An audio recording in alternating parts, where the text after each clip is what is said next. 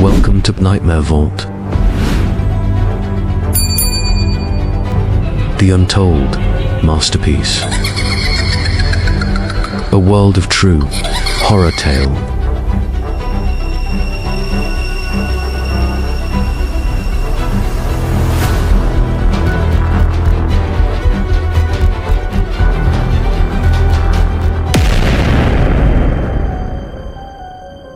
The sky was the color of wet stone as Eric stepped onto the village path, his boots crunching lightly on damp cobblestones.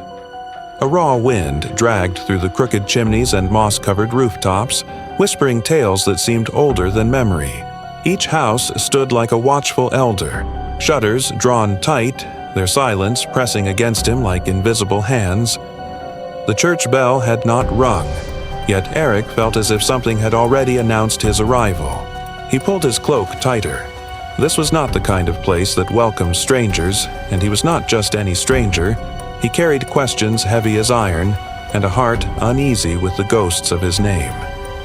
He had barely passed the first well when she appeared. Helga, the village elder. Her back was slightly bent, but her eyes, cold and cutting like flint, missed nothing.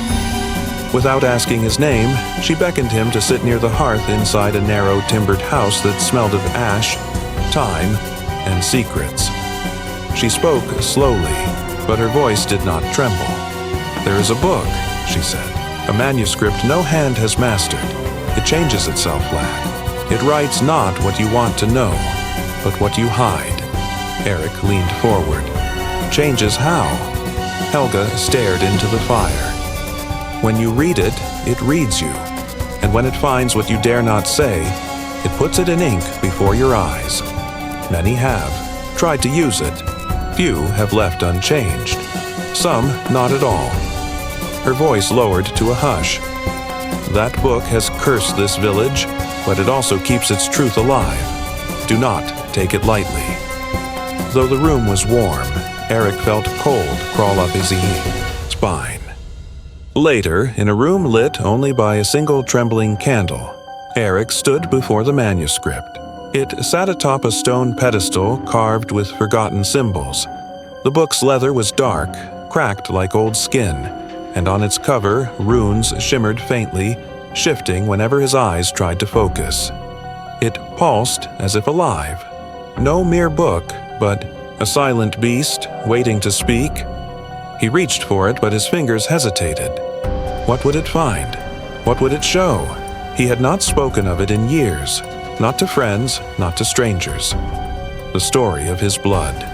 His grandfather, once a knight of high esteem, had betrayed his oath, turned on his king, and vanished with secrets that rotted the family name.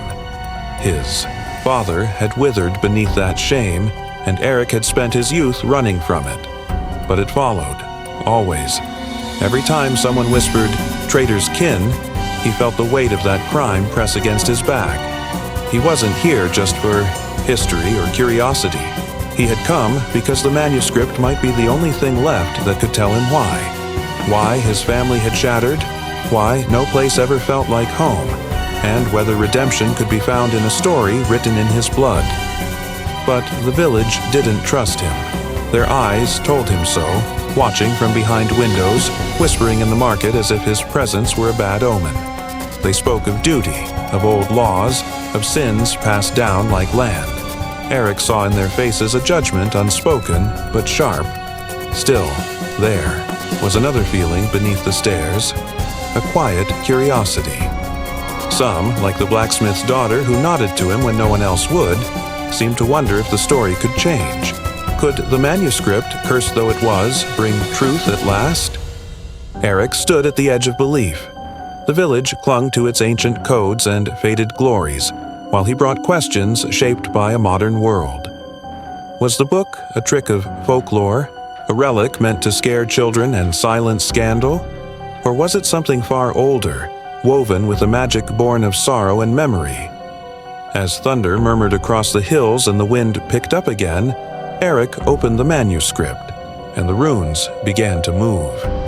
The candle burned low, casting a trembling glow over the parchment as Eric sat hunched before the manuscript. its heavy spine creaking open like a coffin disturbed.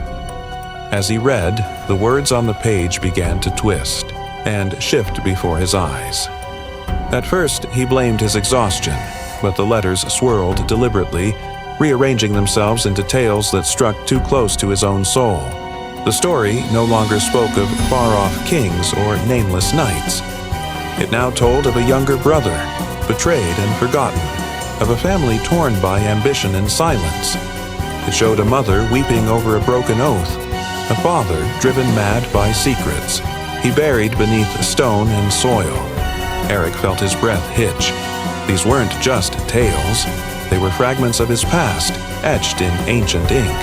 The manuscript was no longer just a book. It was a mirror, and Eric could not look away. Outside, the night deepened. Cold air slithered through the cracks in the cottage walls, and beyond the window, shadows moved like smoke. The villagers did not speak, but they watched.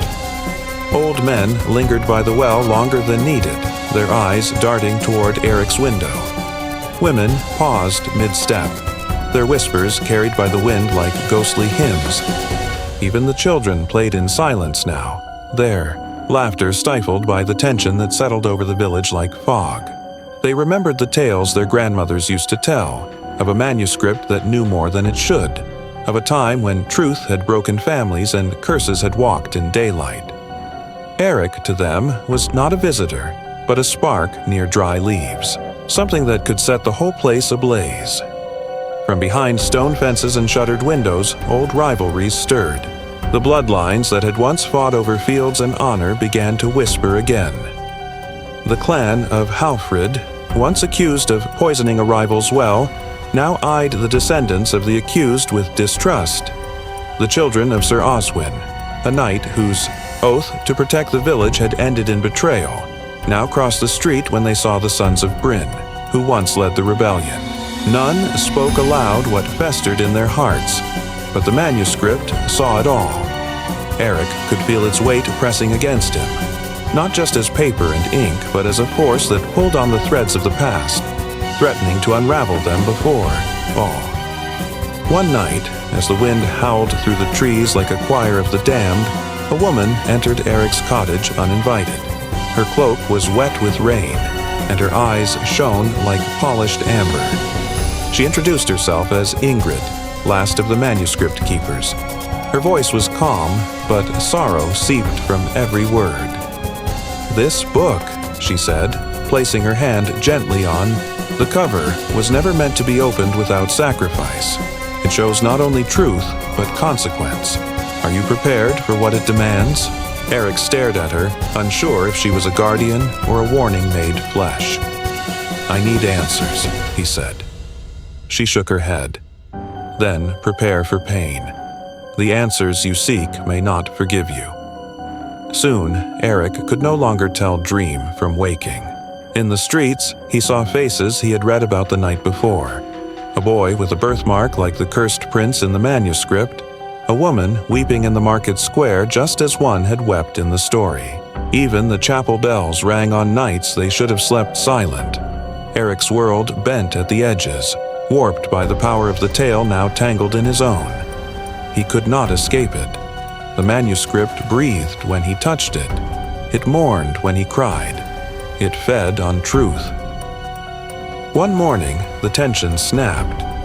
Eric's older cousin, Aldrich, confronted him near the village square. "You're dredging up what was meant to die," he hissed. "You think digging through ashes brings back honor?" Others gathered. Heated, words flew. Oaths once spoken in knighthood were revealed as lies. Eric shouted, "Then speak the truth. Let the tale show us all." But his voice was drowned by the storm of blame. A story from the manuscript had described a knight who abandoned his brother in battle, and now that story mirrored Aldrich's betrayal. The crowd trembled, not just from anger, but recognition. They, too, had played parts in forgotten sins. The manuscript glowed faintly in Eric's arms, its pages fluttering as if winded. It no longer told a story. It accused. It demanded. Each villager, one by one, felt their secrets surfacing. Eric saw the fear in their eyes, not of him, but of what the book might yet reveal. They had all thought their sins buried beneath snow and stone, but the story knew better. It bared the village's soul, tangled in betrayal, shame, and longing for redemption.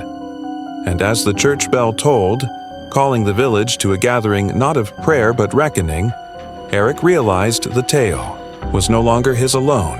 It was theirs, all of them trapped in a fable that had waited centuries to be finished. The manuscript was a mirror, and none could hide from the reflection. The candle flickered violently as Eric stared at the manuscript, its ink bleeding across the old parchment like storm clouds unraveling in the sky. Words twisted and bent before his eyes, reshaping themselves with a fury that shook the very air around him. Then, without warning, the room disappeared. He was no longer in his study, but under the gnarled arms of an ancient oak, its branches groaning like a creature in pain. The moonlight revealed a solemn gathering. His ancestors, cloaked in steel and sorrow. A knight stood at the heart of the circle, trembling as he withdrew his sword not in honor, but in treachery. With a single, desperate thrust, he struck down his own kin, the blood staining the earth like ink spilled upon truth. Gasps rang through the ghostly crowd. A sister collapsed, tears streaming down her face as her voice twisted into a curse so fierce it seemed to rip through the veil of time. Her cry, bitter and broken, became the first echo of the curse that would shroud the village for generations. Eric watched helplessly, heart pounding as the betrayal played out again and again, an endless loop bound to his bloodline. In the hollow silence that followed, a presence stirred within the vision. From behind a crumbling stone altar stepped a figure cloaked in shadow. A gaunt man, wrapped in worn robes, his eyes burning with otherworldly calm. The hermit saint. His feet made no sound on the withered leaves, yet his gaze carried the weight of centuries. "You bear witness," he spoke, voice low as thunder and soft as prayer. "But witnessing is not enough. Penance must be chosen, not inherited." Eric could barely breathe. "What do you want from me?" he asked. The saint raised one hand, pointing to the manuscript that now floated midair, glowing with golden light and crimson veins. "To cleanse the blood, truth must bleed. To break the curse, justice must speak.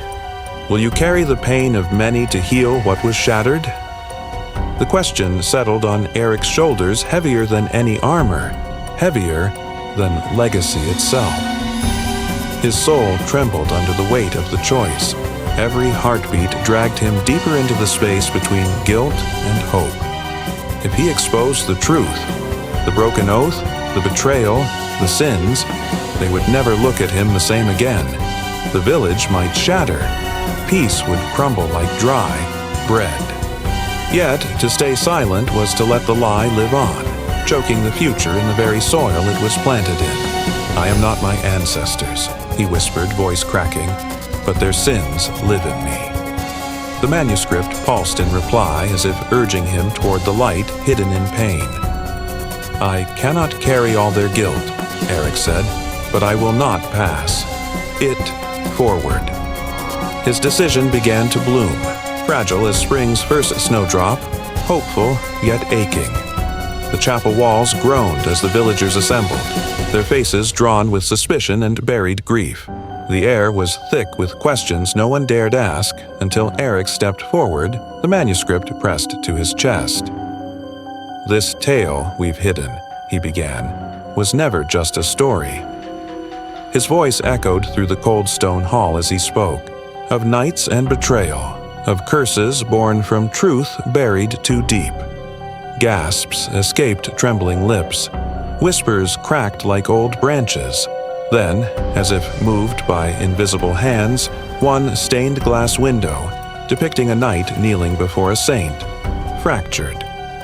A thin line of shattered color ran like a tear through the sacred image. It was as though the chapel itself wept. Cries rose from the villagers, some in sorrow, others in rage. A mother clutched her child tighter. An old man dropped to his knees.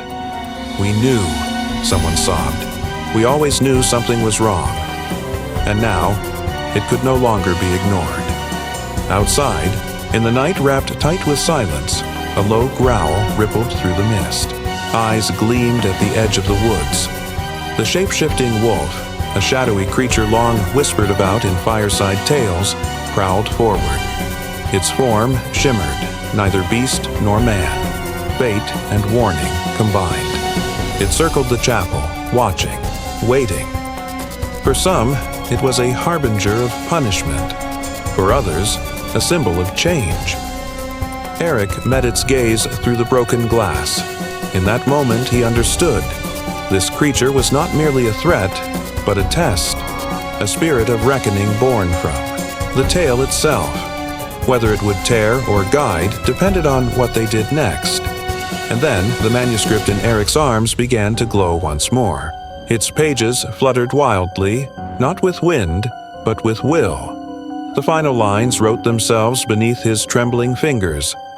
And when the last sun chose truth over silence, the curse began to break, not in fire, but in forgiveness. The ink dried before his eyes, solid and final.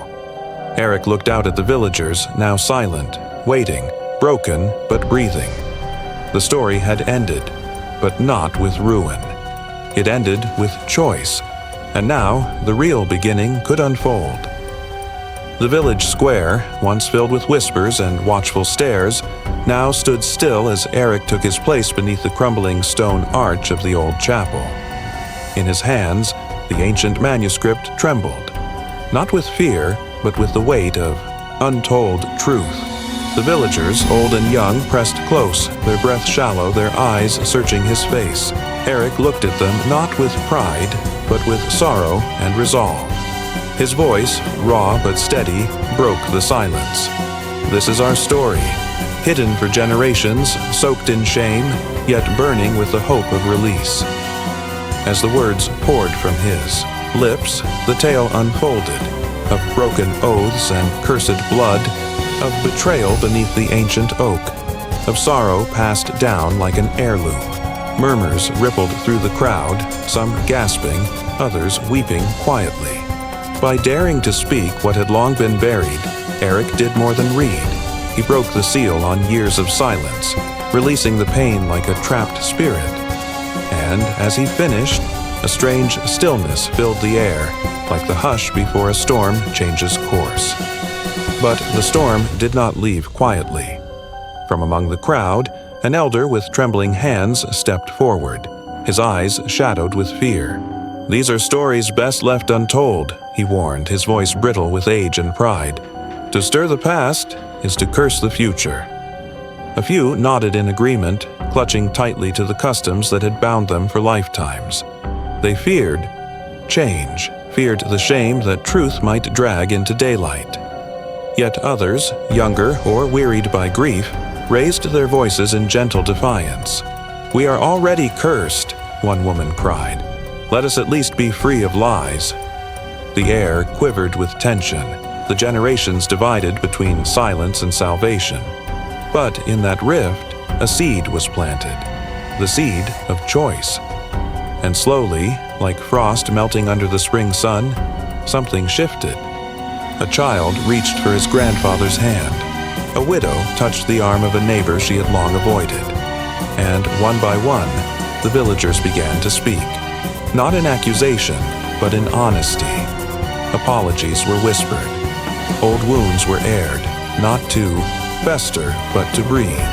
Forgiveness, once a foreign word on their tongues, now passed from lips to hearts. The curse that had held them hostage began to lose its grip, not with fire or thunder, but with quiet acts of grace. The village, wrapped so long in shadow, began to shine with a strange and tender light.